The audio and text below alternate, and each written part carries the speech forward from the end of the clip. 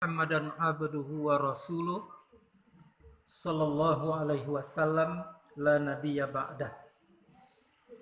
Ittaqullaha haqqa tuqatih wa la tamutunna illa wa antum muslimun. Pertama sekali syukur dan puji kita serahkan kepada Allah Subhanahu wa taala.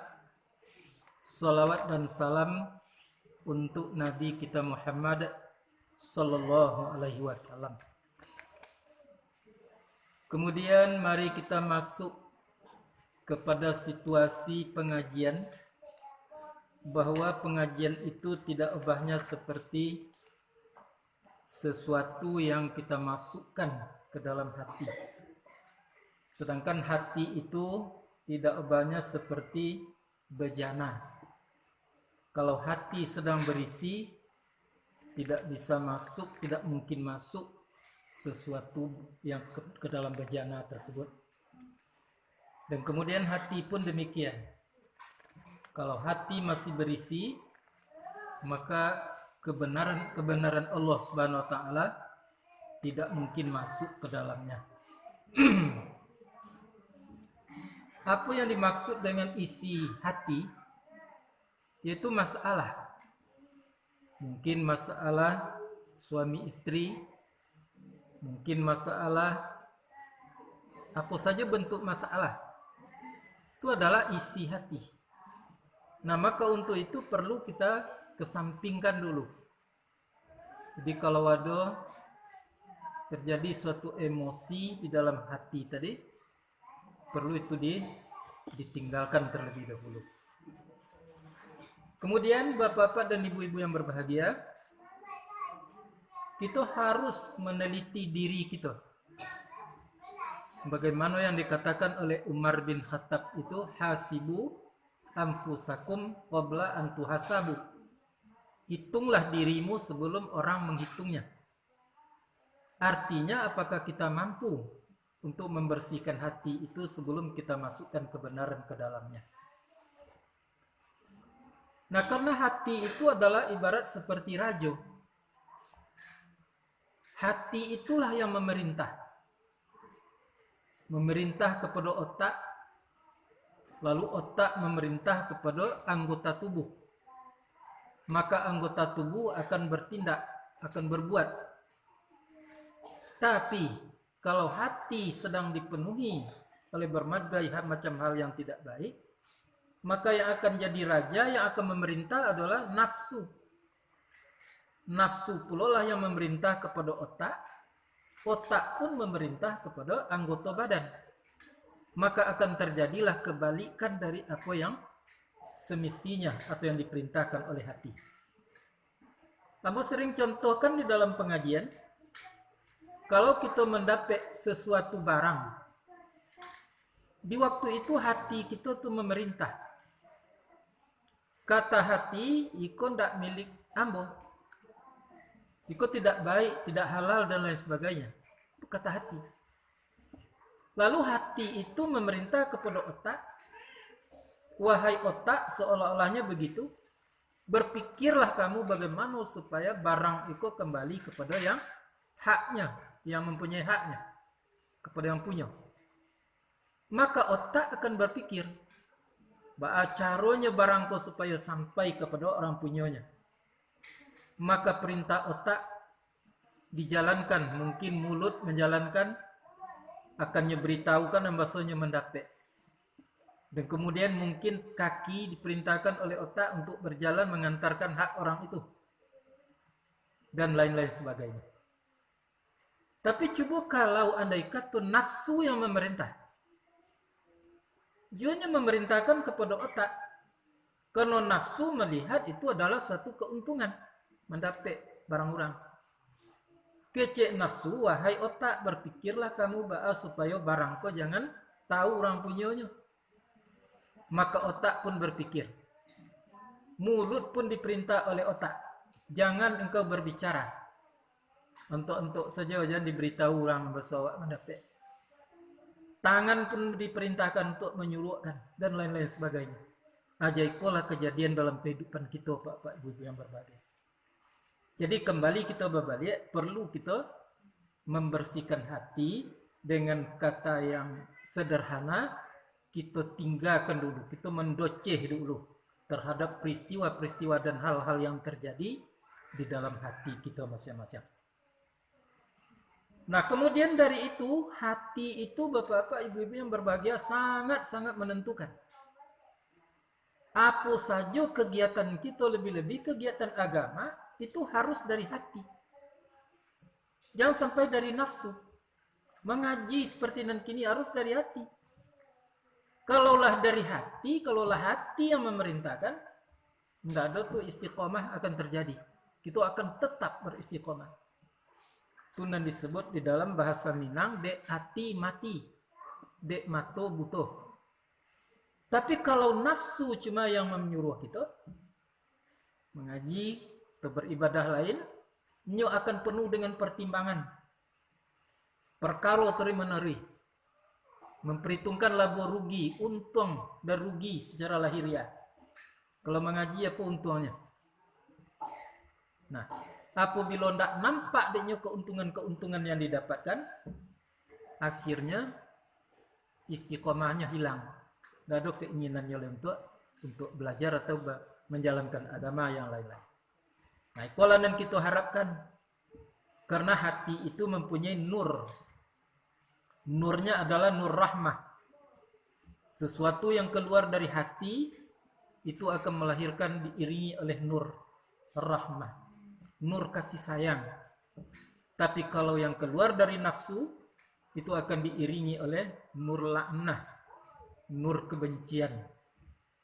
Itu makanya kalau yang menanti orang-orang yang benar dari hati, orang yang menyampaikan seperti yang begini juga dari hati, kan terjadilah hatinya itu akan berjinakkan. Itu makanya ada doa diajarkan, Allahumma alif baina qulubihim. Jinakkanlah ya Allah hati mereka di dalam suatu kaum, satu jamaah seperti nan kini, itu harus kita lakukan. Tapi doa itu kadang-kadangnya hanya sekedar diucapkan, caranya tidak dipelajari. Rupanya caranya seperti yang tadi, sama-sama dari hati. Ambo memberikan ceramah seperti yang kini dari hati, yang harus tahu. Apa yang dituju kini kok? Kalau hati mengatakan tujuannya tidak lebih daripada Allah Subhanahu Wa Taala. Yang lain-lain nomor 2 boleh. Oh, puji segala macamnya, tidak peduli, dipuji, diupek, diburuakan, difitnah, terserah. Yang penting adalah Allah Subhanahu Wa Taala. Itu namanya dari hati. Tapi kalau ada pertimbangan nambo, masalah-masalah yang bersifat zahiriyah, ingin puji, ingin segala macam, itu dari nafsu. Maka bapak-bapak dan ibu-ibu pun tergantung. Kalau ambo memberikan dengan hati nurani, bapak ibu menerima dengan hati nurani, maka terjadilah yang tadi. Ya, terjadilah apa namanya tuh? Silaturahim. Ya. Tapi kalau andai kata ambo menyampaikan dengan hati, bapak ibu menerimanya dengan nafsu, dengan pertimbangan-pertimbangan tadi, nah itu tidak nyambungnya tuh. Atau sebaliknya, bapak-bapak ibu-ibu dari hati, ambo menyampaikan daripada nafsu, maka itu akan timbul nanti adalah kebencian di dalam acara-acara. Nah, itu makanya orang-orang yang tidak betah untuk beristiqomah di dalam suatu acara, itu namanya adalah mereka dengan nafsu. Apanya kegiatannya tadi deh dengan nafsu. Nah, jadi kok utang kita harus tahu bahwa acara-acara lebih-lebih agama itu harus dari hati nurani. Nah, kemudian kita lihat ayat. A'udzubillahi minasyaitonir rajim. Inna fi khalqis samawati wal ardh wa ikhtilafil laili wan nahari la ayat la ayatil liulil albab, bahwa sesungguhnya pada ciptaan langit dan bumi dan bergantian malam dan siang sungguh adalah merupakan ayat bagi orang yang mempunyai akal. Itu terjemahan kalau kita lihat dalam terjemah Al-Quran. Siapakah yang mempunyai akal itu? Allazina yazkuruna Allaha qiyaman wa qu'udan wa ala junubihim wa yatafakkaruna fi khalqis samawati wal ardh Rabbana ma khalaqta hadza batila subhanaka faqina azaban nar. Yaitu orang-orang yang ingat mereka akan Allah di waktu berdiri, di waktu duduk, dan di dalam pembaringan mereka sekalipun. Dan mereka berfikir tentang ciptaan langit dan bumi itu.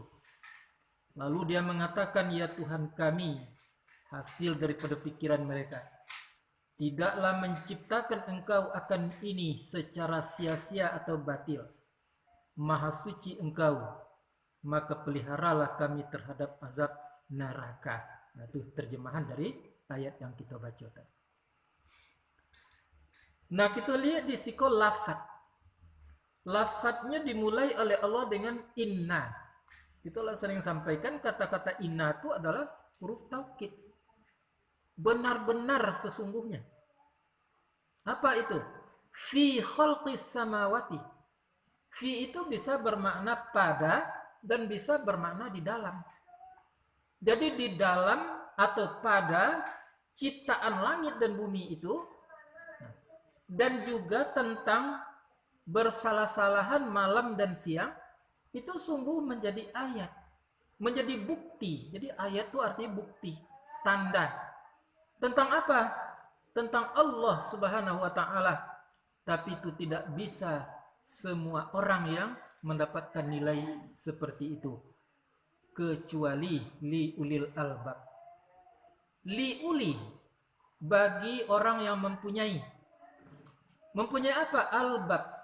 Dalam terjemah dia arti mempunyai pikiran. Ya.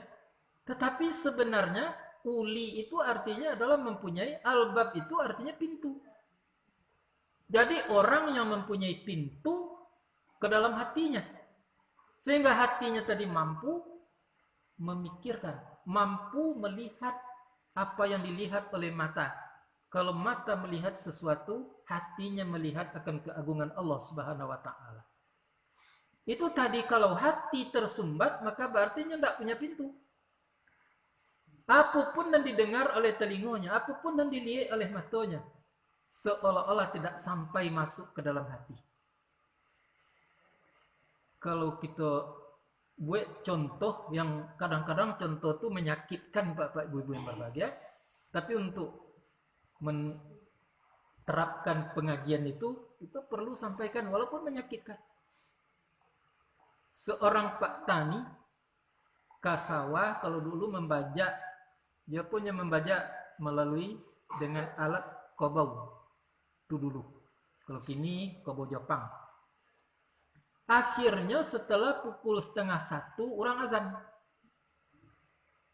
Tadongalah dek Bapak Tani tadi. Lalu kobau ditakdirkan untuk mengecek. Apa tuh Pak? Uang ngebang. Itu dong ada uang ngebang.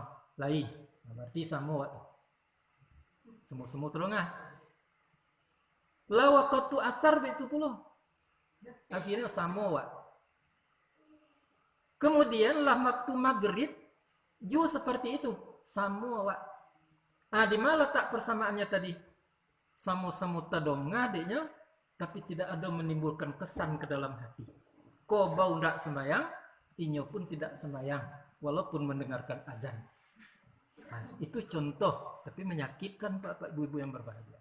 Tuan-tuan kita tidak kenai dek contoh itu. Nah, jadi itulah yang perlu kita inok-inokkan. Apakah persamaan kita tadi itu? Mungkin malaikat. Kalaupun tidak malaikat, mengarah kepada bentuk malaikat. Apakah kita tadi mengarah kepada kualitas binatang atau hewan? Itu kita sendiri punya tanggung jawab untuk menilai diri pribadi kita sendiri. Lahum qulubul la yafqahuna biha.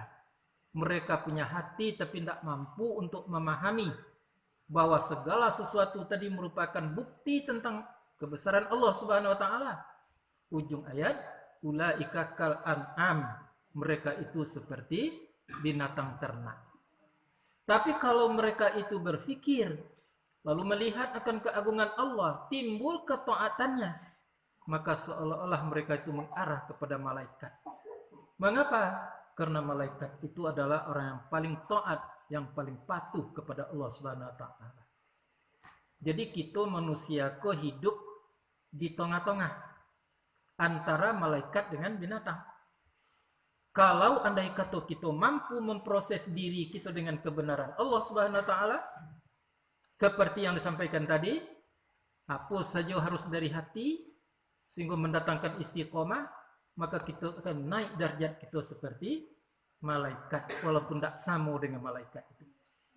Tapi kalau kita tidak mampu memproses diri kita dengan kebenaran yang datang dari Allah Subhanahu wa taala, maka kita akan jatuh seperti binatang.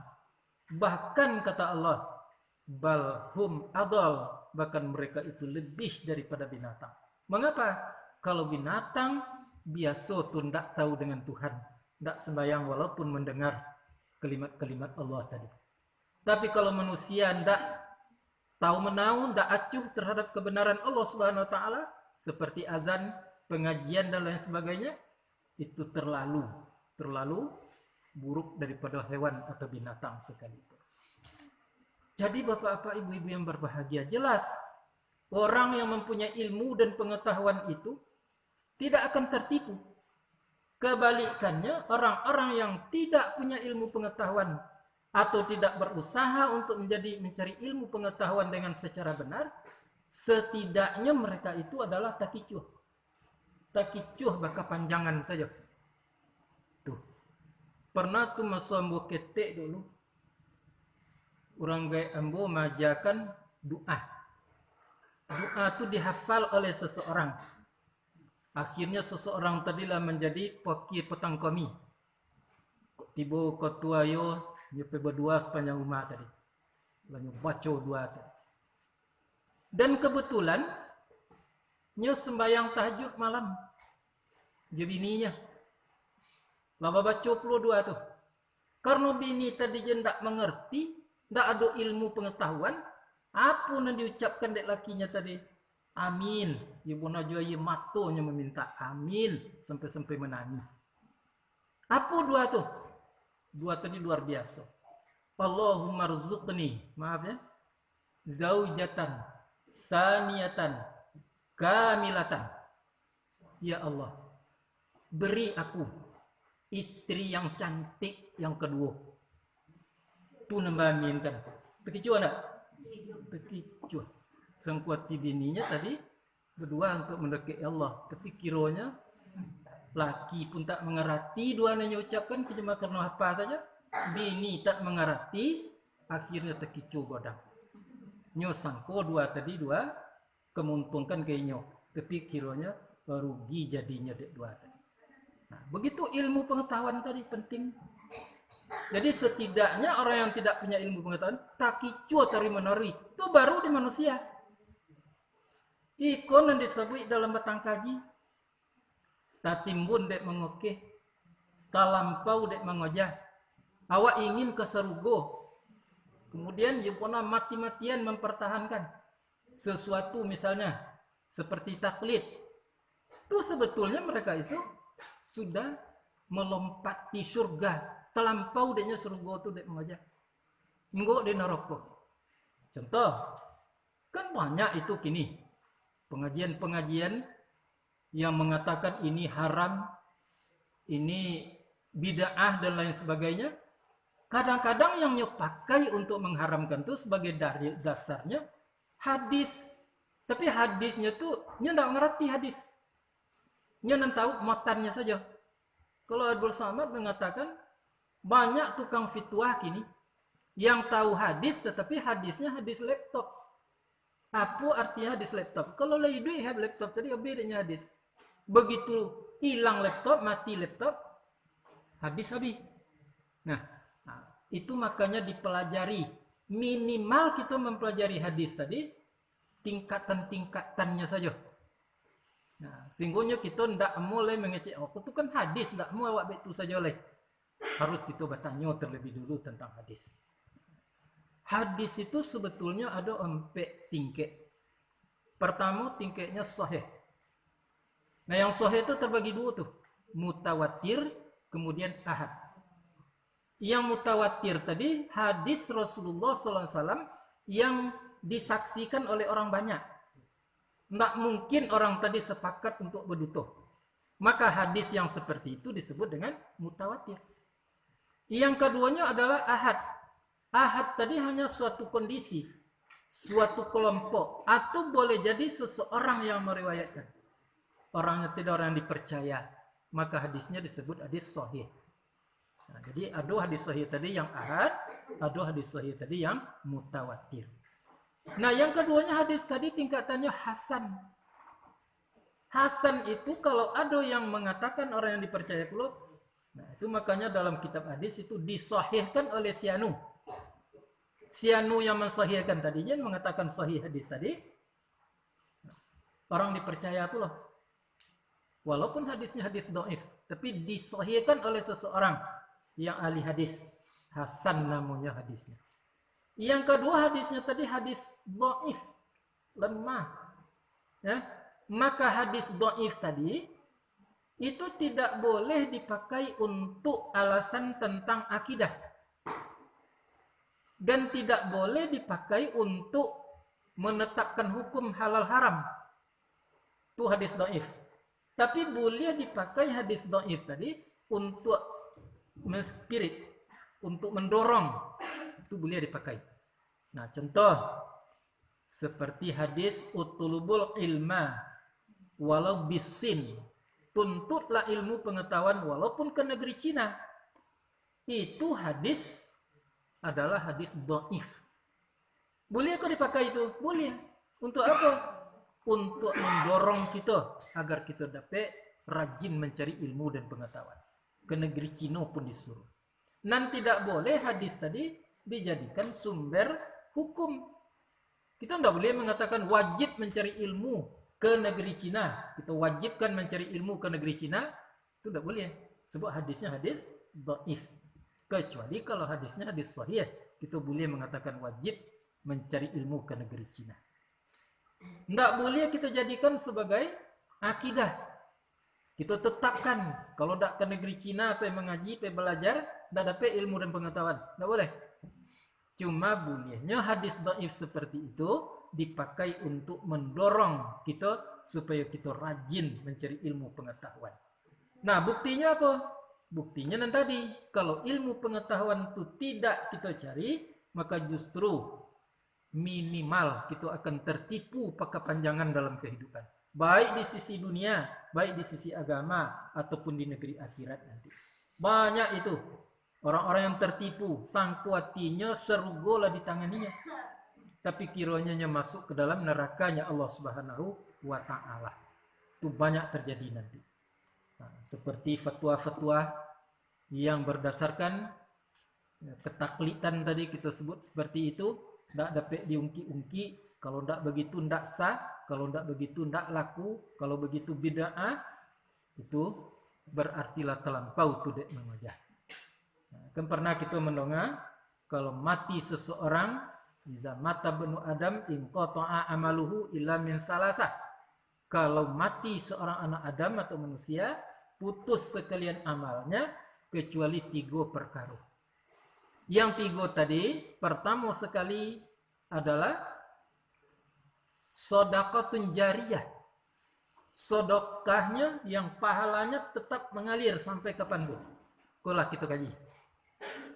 Nah, untuk itu kita harus berusaha untuk melakukan nafkah tadi yang sifatnya mengalir terus-menerus walaupun kita hancur dimakan tanah nanti. Nah, yang keduanya yaitunya ilmu yang bermanfaat untuk orang lain. Itu kaji kita tuh. Yang kita bukan kaji kita ya, tapi program kita itu. Bahwa pengajian kok harus tersampaikan kepada orang lain. Nah, maka untuk itu hati-hati. Yang akan disampaikan tadi akan kita pertanggungjawabkan nanti di yaumil mahsyar. Bukan di dunia saja. Maka untuk itulah kita ajak jamaah kita untuk mengaji awal agar bisanya mampu walaupun sedikit demi sedikit untuk menyampaikan kepada orang lain. Itu mengalir terus-menerus tuh. Man sana hasanatan falahu ajruha wa ajru man amila biha wa ajru man tabi'ah. Siapa yang membuat suatu kebaikan diamalkan oleh orang lain, yang membuat tadi akan diberi pahala sebanyak orang yang melakukan. Dan diikuti di orang sampai kapanpun, maka pahalanya tetap mengalir kepada yang membuat. Nah, contoh saja kita mengaji malam kini, ambo dapat pahala 100 contoh ya, kalau ikhlas. Itu 100 lah mutlak untuk ambo. Bapak-bapak, ibu-ibu kini berapa orang? 50 orang. Dapat 100 orang. Nah, ada lebih kurangnya tuh. Penceramah dengan yang mendengar, kalau oleh sama-sama yang tadi, dapat 100 orang. Kok 100, kok 1000, 1000 orang. Cuman yang memberikan pertama tadi, ditambah. Apa tambahannya?